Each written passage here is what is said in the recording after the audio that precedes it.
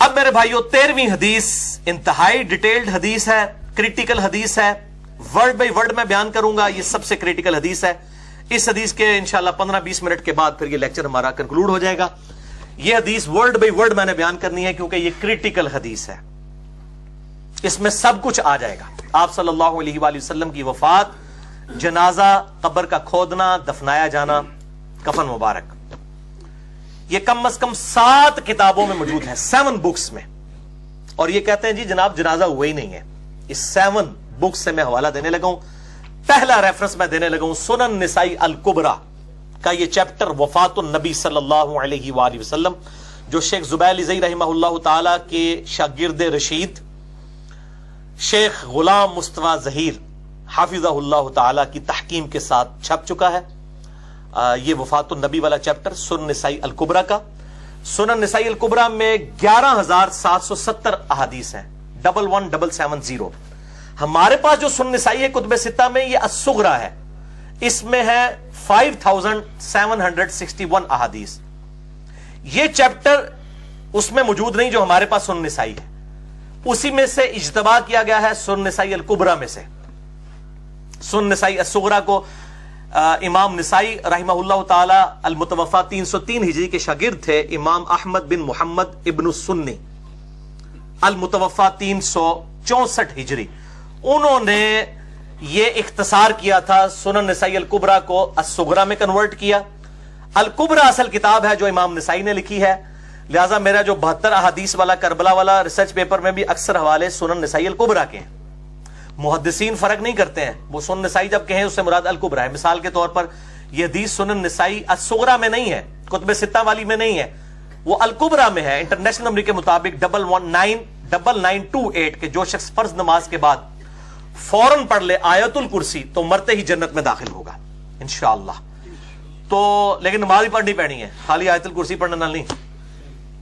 انشاءاللہ تو بول لیا نا. صحیح مسلم میں 246 نمبر حدیث ہے، بندے کے کفر اور اسلام کے درمیان فرق کی نماز ہے. تو آیت الکرسی جو پڑھ لے، تو یہ حدیث سنن نسائی الکبریٰ میں ہے، اور اسی کا وہ چیپٹر ہے عمل الیوم واللیلہ، صبح شام کے اذکار. اس میں سے ہم لیتے ہیں، اس میں نمبر ہے 9928. اسی طریقے سے سیدنا علی پہ سب و شتم والی جو روایتیں ہیں وہ سنن نسائی الکبریٰ کے اندر موجود ہیں. اسی لیے میں نے 72 احادیث والے ریسرچ پیپر میں سنن نسائی الکبریٰ لکھا ہوا ہے، الصغریٰ نہیں ہے. پھر بھی لوگ پوچھ رہے ہوتے ہیں. اسی کا چیپٹر ہے خصائص علی. جب دمشق میں امام نسائی گئے اور سیدنا علی سے بغض تھا لوگوں کو، تو سیدنا علی کے خصائص پہ 194 احادیث جمع کی. پھر ان پہ رافضیت کا فتویٰ لگا. پھر انہوں نے فضائل صحابہ لکھی، وہ بھی اردو زبان میں شیخ غلام مصطفیٰ ظہیر صاحب کی تحکیم کے ساتھ چھپ چکی ہے. اور اس طریقے سے فضائل قرآن لکھا ایک چیپٹر، وہ بھی موجود ہے، اردو میں آ چکا ہے الحمدللہ. یہ سب کے سب وفات النبی والا چیپٹر بھی آ چکا ہے. اس کتاب میں انٹرنیشنل نمبر کے مطابق 7077 سے لے کر 7123 تک 47 احادیث ہیں اس چیپٹر میں وفات النبی والے میں. اور جو میں حدیث اب بیان کرنے لگا ہوں ورڈ بائی ورڈ اسی سے. اور اس پہ باب باندھا ہے امام نسائی رحمت اللہ علیہ نے، کیف صلی علی رسول اللہ صلی اللہ علیہ وسلم، رسول اللہ پر جنازہ کی نماز کیسے پڑھی گئی. یہ چیپٹر کی ہیڈنگ ہے، اور حدیث کا نمبر ہے 7119 انٹرنیشنل نمبر کے مطابق. یہ حدیث شمائل ترمذی میں بھی موجود ہے جو مدارس میں عام پڑھائی جاتی ہے، انٹرنیشنل نمبر کے مطابق 397. دوسرا ریفرنس ہو گیا. تیسری بک ہے المعجم الکبیر طبرانی، اس میں ہے 6367.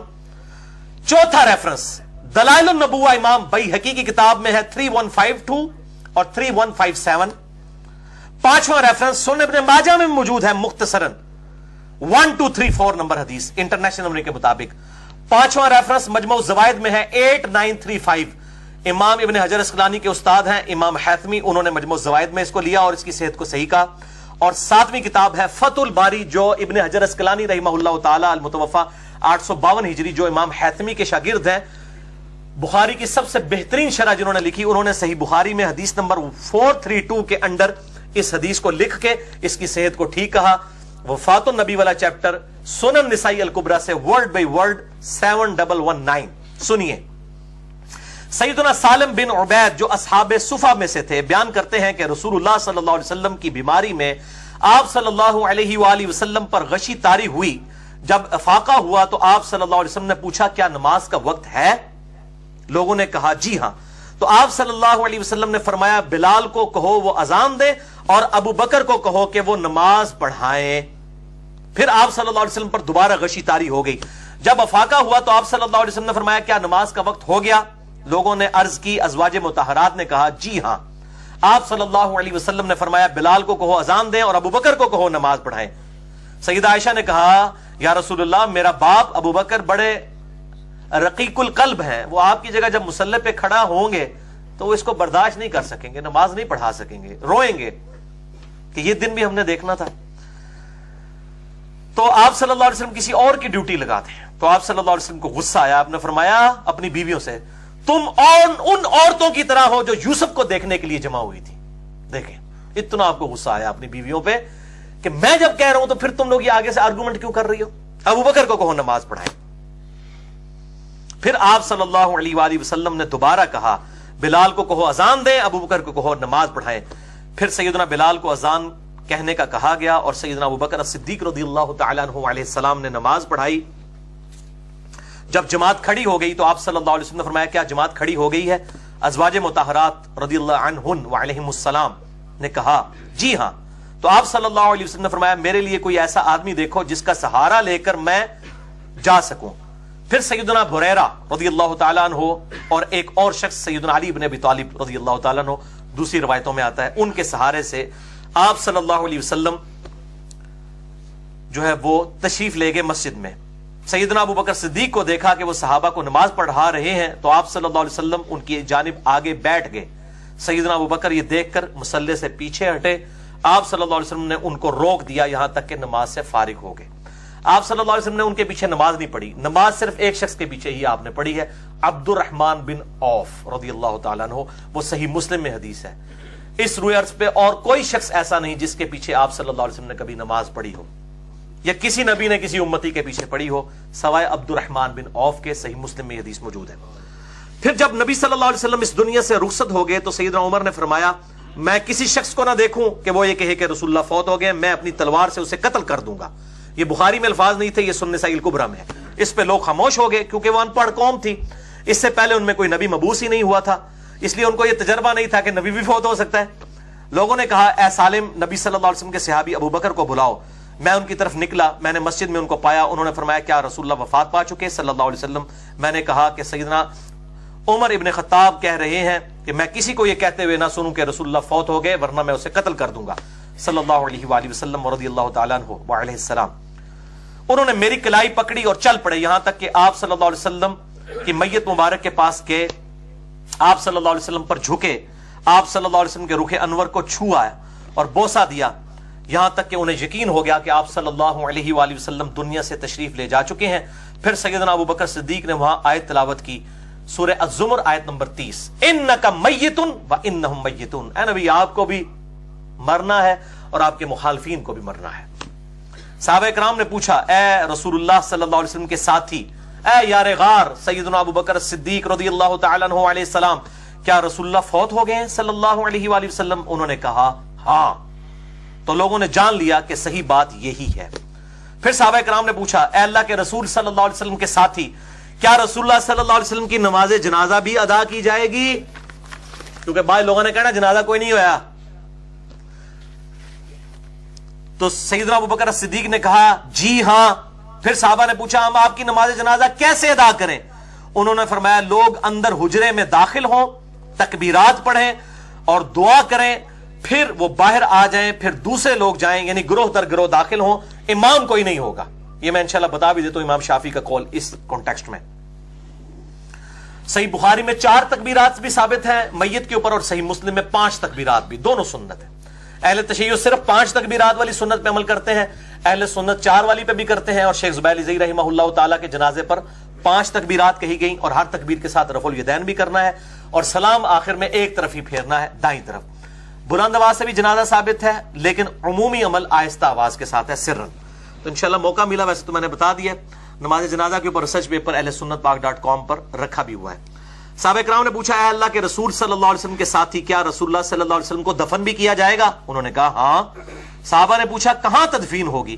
انہوں نے کہا جس جگہ پر رسول اللہ صلی اللہ علیہ وسلم کی روح کو اللہ نے قبض فرمایا ہے، یعنی وہ چارپائی مبارک वहां पर उस चरपाई के नीचे कब्र खोदो, क्योंकि बिला शुबा रसूलुल्लाह सल्लल्लाहु अलैहि वसल्लम की रूह को पाकीज़ा मकान में कब्ज किया गया।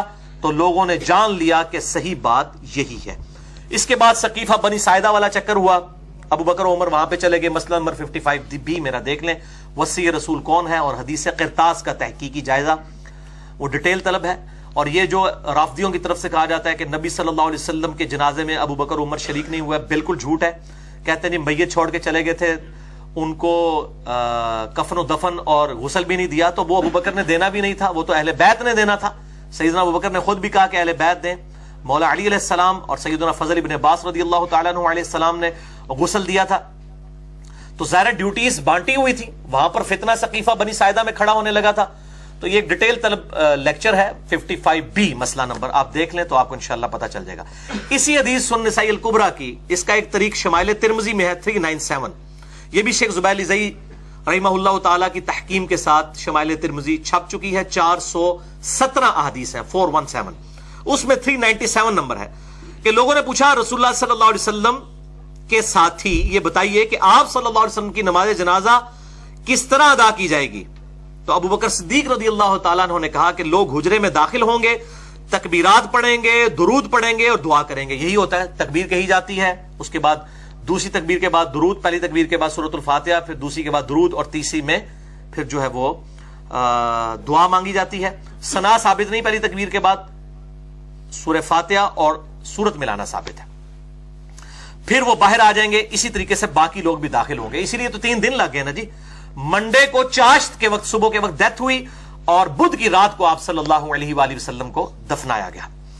इसी कॉन्टेक्स्ट में इमाम शाफी का कॉल है सही सनद के साथ, सुनन अल कुबरा अल बैहकी में 6698 नंबर है, जिल्द 4 और पेज 30 पे। इब्न अब्बास कहते हैं सबसे पहले मर्दों ने जनाजा पढ़ा, जोक दर जोक काफिलों की शक्ल में अंदर गए और दूसरी तरफ से बाहर निकले। उसके बाद औरतों ने जनाजा पढ़ा, उसके बाद बच्चों ने जनाजा पढ़ा। और इसके साथ इमाम बैहकी ने इमाम शाफी का कौल सही सनद से नकल किया है इसी नंबरिंग के अंदर, कि वो कहते हैं कि सहाबा इकराम ये नहीं चाहते थे कि नबी सल्लल्लाहु अलैहि वसल्लम के जनाजे की नमाज का कोई इमाम बने, क्योंकि वो आप सल्लल्लाहु अलैहि वसल्लम की अजमत का इजहार चाहते थे कि आपकी मैयत की मौजूदगी में भी कोई शख्स मुसल्ला इमामत पे खड़ा ना हो। यह प्रोटोकॉल दिया गया आप सल्लल्लाहु अलैहि वसल्लम की मैयत मुबारक को भी, कि आपकी मैयत की मौजूदगी में भी किसी ने मुसल्ले पर नहीं खड़ा हुआ। इंडिविजुअल नमाज जनाजा अदा की गई, तकबीरात भी, दुरूद शरीफ भी, दुआएं भी पढ़ी गई इंडिविजुअल, पहले मर्दों ने, फिर औरतों ने और फिर बच्चों ने। इसी कॉन्टेक्स्ट में जामिया तिरमिज़ी और सुन्न इब्न माजा में हदीस है, मिशकात में 5963 है और सुन्न नसाई अल कुबरा में 7122, कि जब सहाबा इकराम में इख्तलाफ हुआ तो सैयदना अबू बकर सिद्दीक रदियल्लाहु ताला अन्हु ने कहा कि अल्लाह ताला अपने नबी की रूह को वहीं पर कब्ज फरमाता है जहां पर अल्लाह पसंद करता है, लिहाजा आप सल्लल्लाहु अलैहि वसल्लम की कब्र मुबारक आपकी उस चरपाई के नीचे खोदी जाए। बाज असहाब ने कहा कि आपको बैतुल मक़दिस ले जाते हैं जहां 4000 अंबिया की कब्रें हैं, बाज ने कहा बकी गरकत ले जाते हैं, लेकिन सैयदना अबू बकर सिद्दीक ने कहा कि मैंने नबी सल्लल्लाहु अलैहि वसल्लम से ये बात सुनी है कि अल्लाह ताला नबी की रूह वहीं पर कब्ज करता है जहां वो पसंद फरमाए। तो जब अल्लाह ताला के नजदीक ये पसंदीदा जगह है और वैसी पसंदीदा है, रियाजुल जन्नह है, बुखारी और मुस्लिम की हदीस है, मेरे घर से लेकर मेरे मिंबर तक जन्नत के टुकड़ों में से एक टुकड़ा है। नबी सल्लल्लाहु अलैहि वसल्लम जन्नत के टुकड़े में दफन है। मसला नंबर 5 मेरा हयातुन नबी के ऊपर रिकॉर्डेड मौजूद है, तो जिसे शौक हो तो वो देख सकता है, बाकी डिटेल्स उसी में मौजूद है।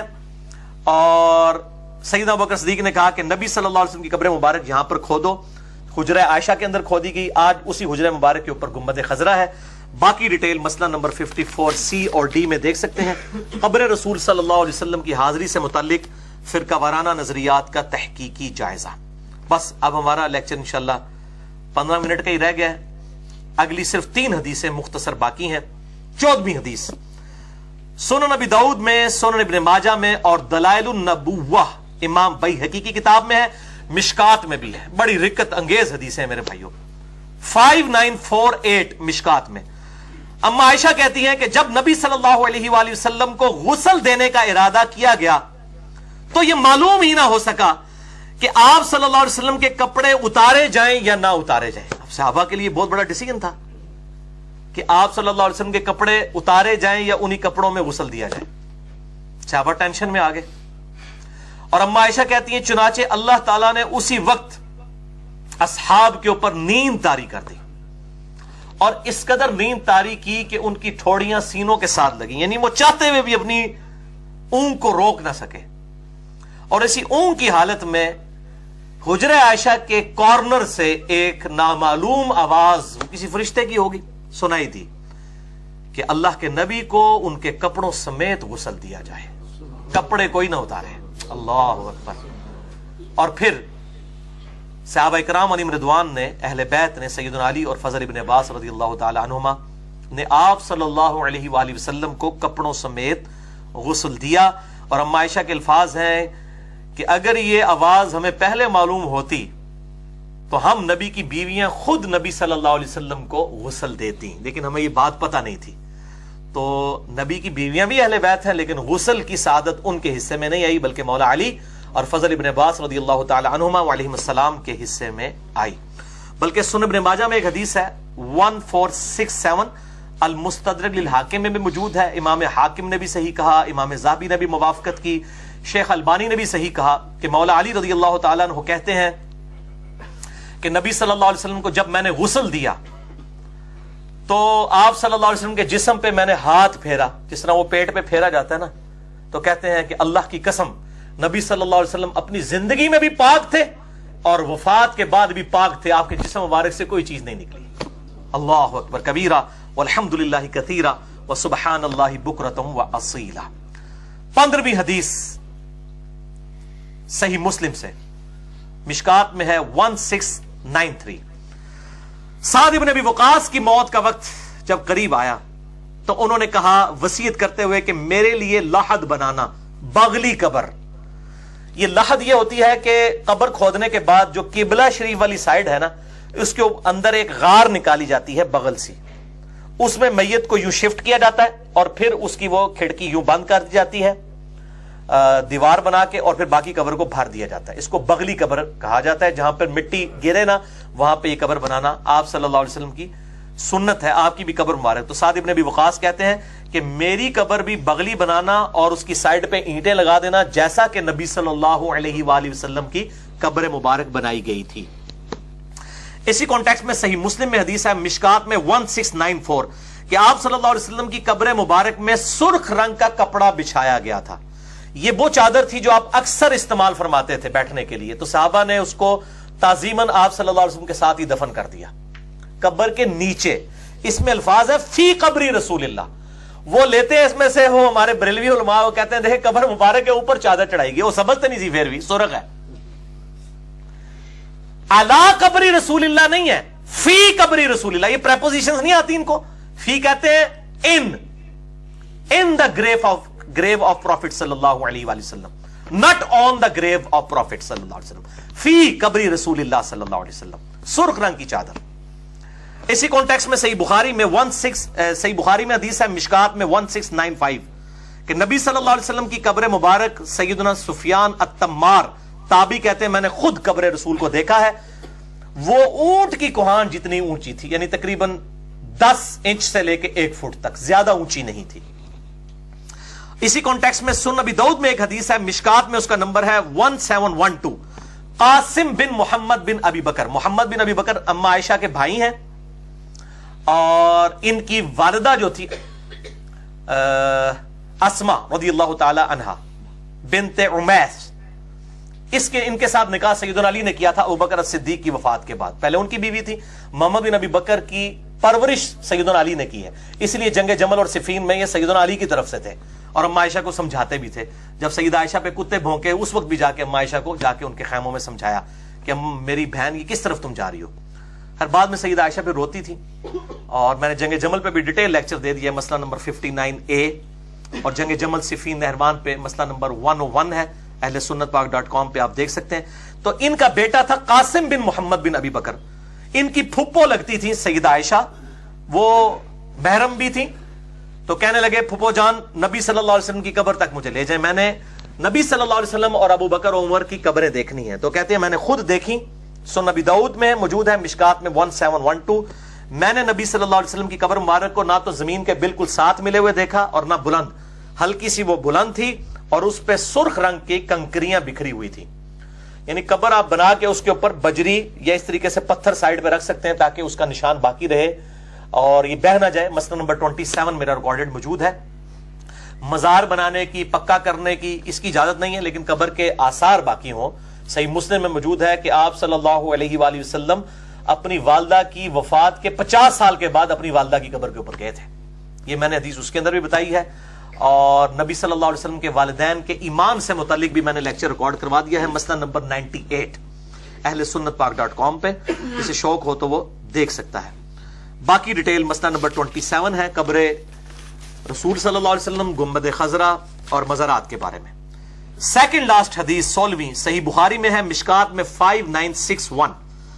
یہ بھائی اب دردناک حدیثیں آنے لگی ہیں، رقت انگیز. انس ابن مالک کہتے ہیں کہ جب نبی صلی اللہ علیہ وسلم پر موت کی تکلیف چھانے لگی تو سیدہ فاطمہ نے عرض کی، ابا جان آپ کتنی تکلیف میں ہیں؟ آپ صلی اللہ علیہ وسلم نے فرمایا، بیٹا کوئی بات نہیں، آج کے بعد تمہارے باپ کو کبھی کوئی تکلیف نہیں آئے گی. اب یہاں پر مشہور ہے کہ وہ جی نبی صلی اللہ علیہ وسلم نے اسرائیل کو کہا تو پوری امت کے برابر تکلیف میرے اوپر ہی ڈال ہے. بالکل جھوٹ ہے، کوئی کہیں موجود نہیں ہے. اچھا، آج کے بعد تمہیں کوئی تکلیف نہیں آئے گی، آج کے بعد مجھے کوئی تکلیف نہیں آئے گی تمہارے باپ کو. جب وفات ہو گئی تو سیدہ فاطمہ رضی اللہ تعالی عنہا کہنے لگیں، ابا جان آپ نے اپنے رب کے بلاوے پر لبیک کہہ دیا. ابا جان آپ کا ٹھکانہ بے شک جنت الفردوس ہے. ابا جان ہم جبریل کو آپ کی موت کی خبر دیتے ہیں. اللہ اکبر.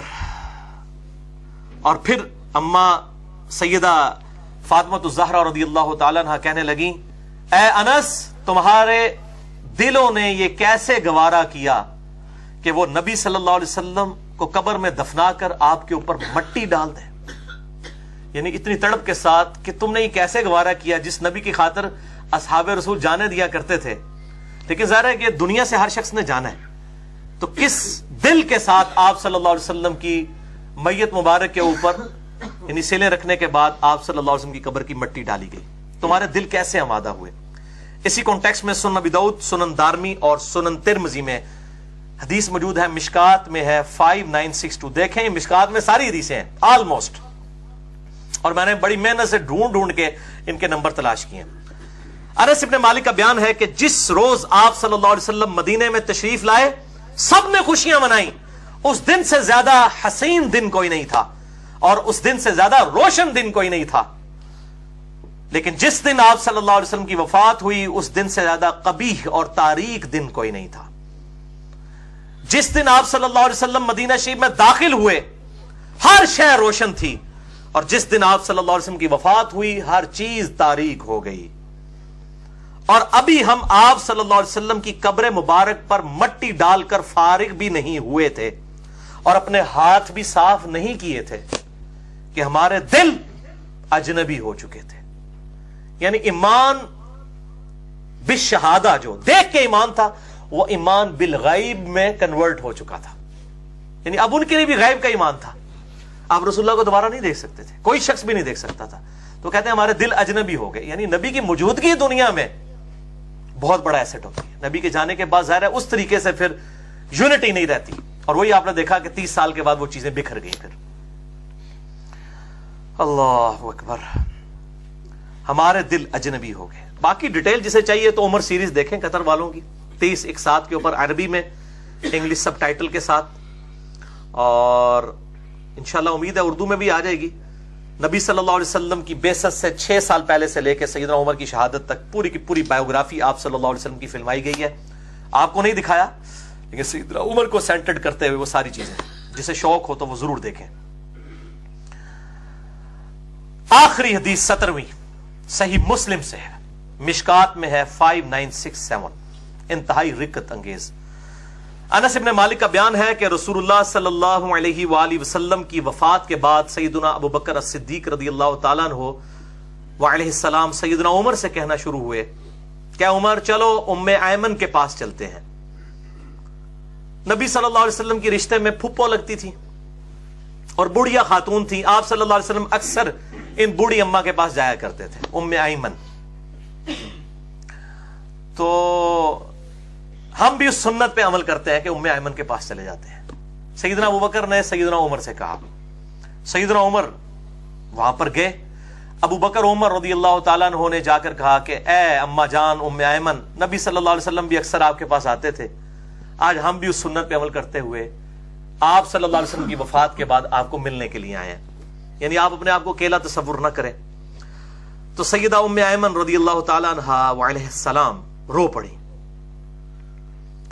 تو سیدنا ابوبکر عمر نے کہا کہ اماں کیوں روتی ہو, رسول اللہ تو جنت الفردوس میں پہنچ چکے ہیں, اس دنیا سے بڑھ کر بہتر جگہ اللہ کے نبی صلی اللہ علیہ وسلم کو اللہ نے عطا فرما دی ہے. تو ام ایمن رضی اللہ تعالی عنہا کہنے لگیں کہ واللہ مجھے معلوم ہے کہ نبی صلی اللہ علیہ وسلم جنت الفردوس میں ہے, میں آپ صلی اللہ علیہ وسلم کی وفات پہ نہیں رو رہی, 3 دن سے زیادہ ظاہر غم نہیں ہو سکتا, یہ تو حضرت ابوبکر کے دور کی بات ہے. واللہ میں اس لیے رو رہی ہوں کہ اب قیامت تک آسمان سے اللہ تعالیٰ کسی انسان کے ساتھ کلام نہیں کرے گا, وحی کا سلسلہ منقطع ہو چکا ہے. یہ جو اسپیکٹ ہے میرے بھائیوں کہ اب قیامت تک اللہ تعالیٰ نے کسی انسان کو یہ نہیں بتانا کہ کیا چیز غلط ہے اور کیا چیز صحیح ہے. نبی صلی اللہ علیہ وسلم کی ختم نبوت کی وجہ سے قیامت تک کے لیے اب اللہ تعالیٰ نے اپنا اس طرح کا رشتہ اس دنیا سے الگ کر لیا ہے. اب کسی انسان کے ساتھ, وہ خواہ کتنا ہی بڑا کیوں نہ ہو, کوئی صحابی کیوں نہ ہو, اللہ تعالیٰ کسی کے ساتھ کلام نہیں کرے گا. تو ام ایمن رضی اللہ تعالیٰ نے جب یہ بات کی کہ اب اللہ تعالیٰ کسی سے کلام نہیں کرے گا, تو سیدنا ابوبکر صدیق رضی اللہ تعالیٰ عنہ اور سیدنا عمر رضی اللہ تعالیٰ عنہ بھی وہاں پر رو پڑے کہ واقعی اب اللہ تعالیٰ قیامت تک کسی انسان سے کلام نہیں کرے گا, یہ وحی کا سلسلہ منقطع ہو چکا ہے. بہرحال ہماری خوش نصیبی ہے کہ ہمارے محبوب صلی اللہ علیہ وسلم کا دین قیامت تک کے لیے محفوظ ہے.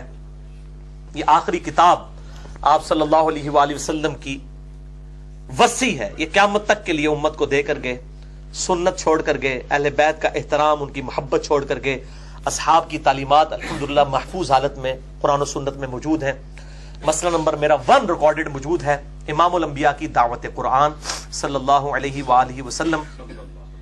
اللہ تعالیٰ سے دعا ہے جو حق بات میں نے کہی اللہ تعالیٰ ہمارے دلوں میں راسخ فرمائے. اگر جذبات میں میرے منہ سے کوئی غلط بات نکل گئی تو اللہ تعالیٰ ہمارے دلوں سے ہی محو کر دے. ہمیں کتاب و سنت کی تعلیمات پر عمل کر کے دوسرے بھائیوں تک پہنچانے کی توفیق عطا فرمائے. سبحانک اللہم و بحمدک, اشہد ان لا الہ الا انت, استغفرک و اتوب الیک, وما علینا الا البلاغ المبین. جزاکم اللہ خیر.